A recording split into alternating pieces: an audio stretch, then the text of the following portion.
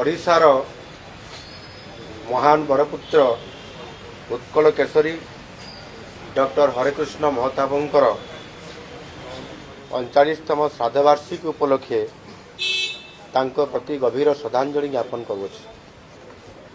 आपण माने जानती डॉक्टर हरेकृष्ण महताब एकाधारा जड़े महान स्वाधीनता संग्रामी विशिष्ट राजनीतिज्ञ साहित्यिक सांबादिक ऐतिहासिक तथा जनप्रिय लोकनेता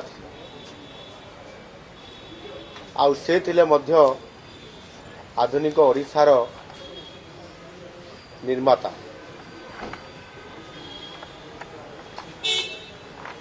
स्वाधीनता ठारू आरंभ करी ओडिशार सामाजिक अर्थनैतिक रो उत्थान केमिति हेबो सेतिपाई से प्रत्येक क्षेत्र में संपूर्ण भाव में ओडिशा पई एवं देश पई काम करथिले। से ओडिशार प्रथम मुख्यमंत्री एवं शेष प्रधानमंत्री से केंद्र मंत्री मध्य थिले एवं से राज्यपाल मध्य थिले बॉम्बेर। यही भली भाव में जड़े राष्ट्रनीतिज्ञ हिसाब रे जड़े जनसेवक हिसाब रे आज सारा ओडिशा रे एवं सारा देश रे से आज जड़े राष्ट्रनीतिज्ञ हिसाब रे आम समस्त सामने आज से चिरस्मरणीय होगी अछंती। तांको द्वारा आम जानी समस्ते ओडिशार राजधानी प्रतिष्ठा हवा भुवनेश्वर रे हीराकुदर नदीबंध राउरकेला इस्पात कारखाना उत्कल विश्वविद्यालय ओडिशा हाईकोर्ट विद्याधरपुर स्थित धान गवेषणा केन्द्र एवं कटकर रेलवे स्टेशन यह समेत मध्य अनेक विकासर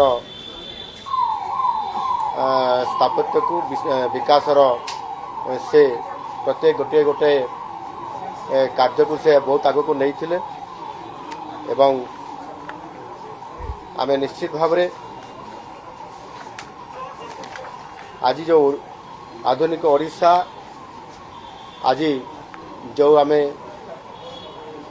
एक नुआ ओडिशा गठन करने जो आम सरकार आज संकल्प नहीं एवं से समय से नवजागरण अग्रदूत हिसाब रे ओडिशा निर्माण से ये कार्य से आरंभ करथिले।